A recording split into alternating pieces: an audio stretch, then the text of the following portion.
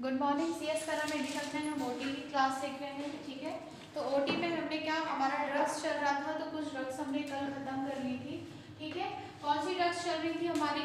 Life support drugs हमने कल start किया था। ठीक है, तो लाइफ सपोर्ट ड्रग्स में ही हमको देखना है, हमने कल कार्डियक पेशेंट को जो ड्रग्स दी जाती है कल वो हमने देखी थी। आज हम देखेंगे रेस्पिरेटरी ग्रुप। रेस्पिरेटरी ग्रुप मतलब क्या होता है? जिसको सांस में प्रॉब्लम होती है ना, श्वसन में, उनको जो मेडिसिन दी जाती है। अभी हम एक एक मेडिसिन को एक अच्छे से देखेंगे, किस मेडिसिन को किस लिए यूज किया जाता है। केवल अभी इसके नाम बस आप देख लो, फिर उसके बाद हम एक एक मेडिसिन को अच्छे से डिस्क्राइब करेंगे। तो फर्स्ट हमने रेस्पिरेटरी ग्रुप में फर्स्ट हमने कौन सी मेडिसिन देखी? कौन सी? डेरिफाइलिन। फर्स्ट मेडिसिन है डेरिफाइलिन। सेकंड कौन सी है? अमीनोफाइलिन। ठीक है, तो फर्स्ट कौन सी है? डेरिफाइलिन। सेकंड कौन सी है? अमीनोफाइलिन। कौन सी? अमीनोफाइलिन। थर्ड कौन सी है? सालबुटामोल। कौन सी? सालबुटामोल। बार बार बोलो तो तुम लोग का प्रोनाउंसिएशन अच्छा होगा। फर्स्ट कौन सी है? डेरिफाइलिन। सेकंड कौन सी है? अमीनोफाइलिन। थर्ड कौन सी है? सालबुटामोल। ठीक है, और इसके बाद फोर्थ कौन सी है?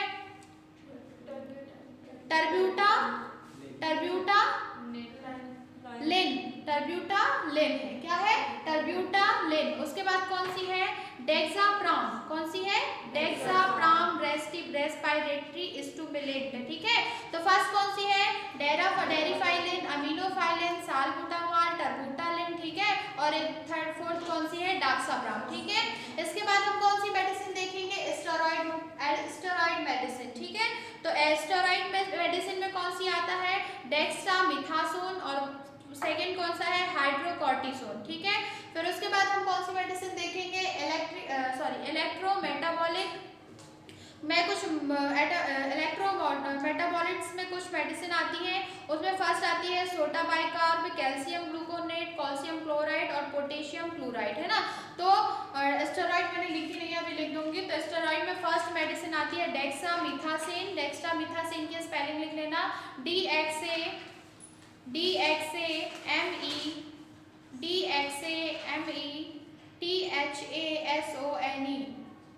डेक्सामेथासोन।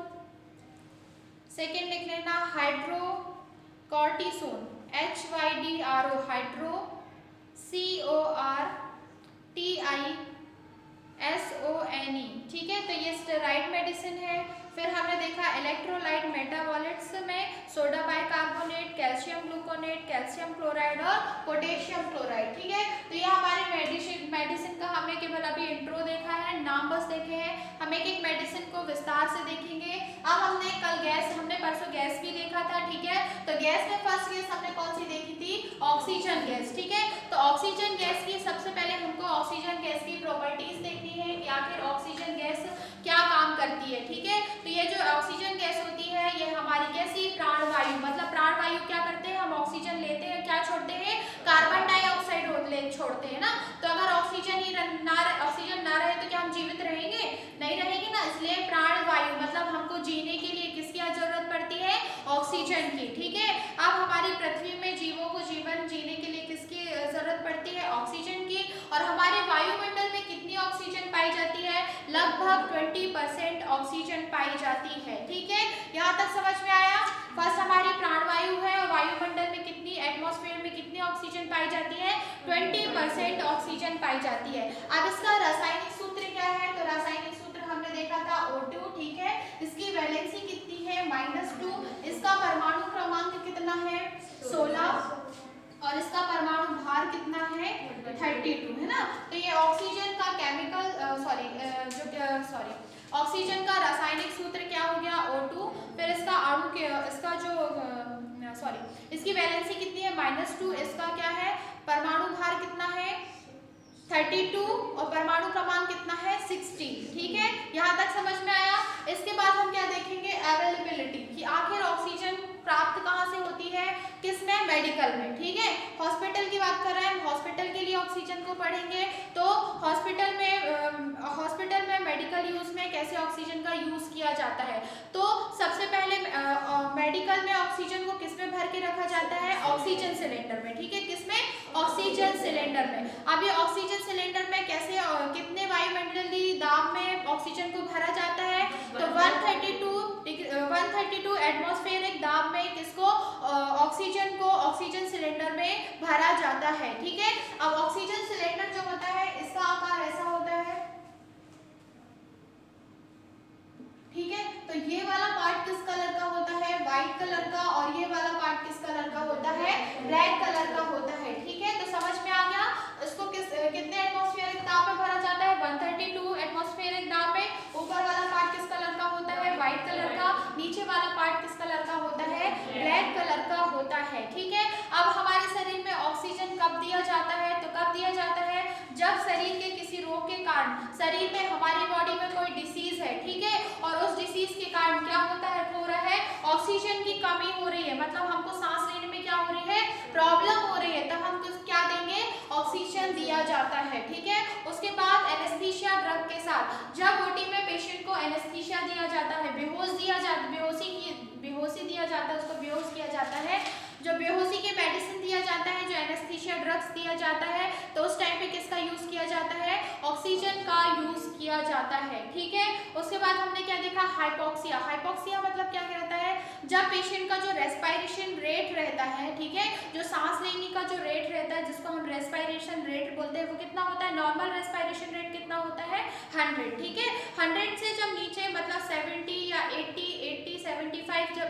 इसमें रेंज गिरने लगता है, तो उस टाइम पे पेशेंट किस कंडीशन में आ जाता है, हाइपोक्सिया की कंडीशन में। तब पेशेंट को क्या दिया जाता है, ऑक्सीजन दिया जाता है। ठीक है, उसके बाद और रोगी को अस्पताल में और घर में अगर किसी पेशेंट को रखना है, वो कोई पेशेंट है, ठीक है, उसको कोई डिसीज है, तब भी हम पेशेंट को क्या ऑक्सीजन दे सकते हैं। ठीक है, पर अब इसके बाद हम देखेंगे हाउ टू यूज ऑक्सीजन। आखिर ऑक्सीजन का यूज किस किस के माध्यम से किया जाता है, मतलब पेशेंट को किसके द्वारा ऑक्सीजन दिया जाता है ना। ऐसा तो नहीं कि सिलेंडर उसके मुंह में लगा देंगे और ऑक्सीजन उसके अंदर चला जाएगा, ऐसा तो नहीं करते ना।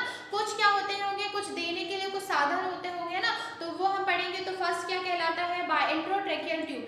ईटी ट्यूब के माध्यम से ऑक्सीजन दिया जाता है, मास्क के द्वारा दिया जाता है, टैंक्स के द्वारा दिया जाता है, नेजल कैथेटर के द्वारा दिया जाता है। ठीक है, तो फर्स्ट हम देखेंगे एंडोट्रेकियल ट्यूब। एंडोट्रेकियल क्या ट्यूब का यूज किया जाता है जब पेशेंट को हम क्या करते हैं, एनेस्थीसिया देते हैं। ठीक है, और जब कभी पेशेंट अनकॉन्शियस होते हैं ना, बोलते हैं पेशेंट वेंटिलेटर में चला गया है। वेंटिलेटर में मतलब पेशेंट की हालत कंडीशन बहुत ही खराब होती है, पेशेंट खुद से सांस नहीं ले पाता है, पेशेंट को वेंटिलेटर मशीन में रखा जाता है। उस टाइम पे पेशेंट को एंडोट्रेकियल ट्यूब, ईटी ट्यूब के माध्यम से क्या दिया जाता है, ऑक्सीजन दिया जाता है। ठीक है, तो एंडोट्रेकियल ट्यूब में क्या किया जाता है, पेशेंट को जो ब्रीथिंग सर्किट होता है, एक ब्रीथिंग सर्किट होता है, एक मशीन होती है, कौन सी, एनेस्थीसिया मशीन। एनेस्थीसिया मशीन जब मैं पढ़ाऊंगी तब आप लोग देखना, उसमें एक ब्रीथिंग सर्किट कनेक्ट होता है। वो ब्रीथिंग सर्किट से हम किसको कनेक्ट कर देते हैं, ईटी ट्यूब को। किसको कनेक्ट कर देते हैं, ईटी ट्यूब को। और ईटी ट्यूब को कहाँ डाल दिया जाता है, ट्रेकिया में। ट्रेकिया में किसके माध्यम से डालेंगे, माउथ, नेजल के थ्रू भी डाल देते हैं। जब पेशेंट को अगर माउथ में चोट है, जैसे पेशेंट एक्सीडेंटल पेशेंट आया है, इसका ये पूरा जो जबड़ा वाला पार्ट है टूटा हुआ है, ये सारे दांत वगैरह सब टूटे हुए हैं, तो हम उसको कैसे ईटी ट्यूब डालेंगे, भैया ऑक्सीजन तो देना ना। पेशेंट अगर सीरियस कंडीशन में, तो हमको पेशेंट को वेंटिलेटर में भी रखना है, तब हम नेजल के थ्रू डाल देते हैं। वैसे किसके थ्रू डालते हैं, माउथ के थ्रू डालते हैं उसको। ठीक है, वो कहाँ तक जाता है, हमारे ट्रेकिया तक जाता है। ट्रेकिया तक जाने में क्या करता है, ट्रेकिया तक जाकर फिर वो ऑक्सीजन हमारी बॉडी में पहुंचाता जाता है। तो ट्रेकिया तक क्या जाता है, ईटी ट्यूब। ईटी ट्यूब का कनेक्शन हम किससे कर देते हैं, ब्रीथिंग सर्किट से, और ब्रीथिंग सर्किट का कनेक्शन किससे होता है, एनेस्थीसिया मशीन से। ठीक है, फिर फ्लो मेंटेन करके हम पेशेंट को जितनी ऑक्सीजन की जरूरत है वो देते जाते हैं। ठीक है, उसके बाद मास्क द्वारा देखो, नॉर्मल पेशेंट को भी हम मास्क द्वारा, जैसे कभी कभार ऑपरेशन चल रहा है, या पेशेंट हमारा बीपी कम हो गया है, ब्लड प्रेशर लो हो गया है, या हम गिर गए हैं, चक्कर आ गए हैं, आ गया है, हमारा SpO2 हमने देखा कितना चल रहा है, 85-80 चल रहा है ना, तब ईटी ट्यूब डालने की जरूरत नहीं है पेशेंट को। तो हम क्या करते हैं, नॉर्मल ऑक्सीजन मास्क लगा के भी उसको ऑक्सीजन दे सकते हैं। अधिकतर आप लोग कभी हॉस्पिटल में गए होंगे, आपका कोई रिलेटिव एडमिट रहा होगा, कोई भी मतलब फ्रेंड्स वगैरह हॉस्पिटल में गए होंगे, आपने देखा होगा उनके मुंह में मास्क लगा होता है, व्हाइट कलर का ट्रांसपेरेंट मास्क होता है ना, तो वो मास्क कहलाता है। उस मास्क के द्वारा पेशेंट को ऑक्सीजन दिया जाता है। अब हम कितना ऑक्सीजन देंगे उसकी भी एक क्वांटिटी होती है, वो क्वांटिटी हम आगे पढ़ेंगे। पर सिलेंडर में एक यहाँ पे फ्लो मीटर लगा होता है, फ्लो मीटर के बाद यहाँ पे एक प्लास्टिक का ऐसा बॉक्स टाइप का लगा होता है, उसमें इतना हम पानी भर देते हैं। ठीक है, और यहाँ पे मेजरमेंट लिखा होता है, 10, 20, 30 ऐसा मेजरमेंट लाइनिंग से होता है उसको फ्लो मीटर बोलते हैं। फ्लो मीटर के बाद एक यहाँ पे पानी का एक बॉक्स लगा होता है, उसमें हम पानी भर देते हैं, नॉर्मल वाटर या NS भर देते हैं, डिस्टिल वाटर, जो भी आपके पास नॉर्मल वाटर है, प्योर वाटर, वो वहाँ पे भर देते हैं। उसके अकॉर्डिंग जैसे हम ऑक्सीजन का यहाँ पे फ्लो, अगर हम उसको 20% ऑक्सीजन दे रहे हैं ना, तो हम उसका जो फ्लो मीटर होगा उसको 20 में सेट करेंगे, एक बटन होती है 20 में सेट करेंगे, तो ये जो पानी होता है ना यहाँ पे बबल्स आने लगते हैं। अभी आपने नेजल कैथेटर में लिखा होगा कि वहाँ पे बबल्स आने लगते हैं ना, तो ये वाला पानी का ये जो बॉक्स होता है यहाँ पे बबल्स आने लगते हैं, और यहाँ ऊपर जो फ्लो मीटर होता है यहाँ पे एक ब्लैक कलर की बटन होती है, यहाँ पे फ्लो मीटर में अगर हमने 10 में दिया तो कांटा 10 में होगा, 20 में दिया तो कांटा 20 में होगा, ठीक है।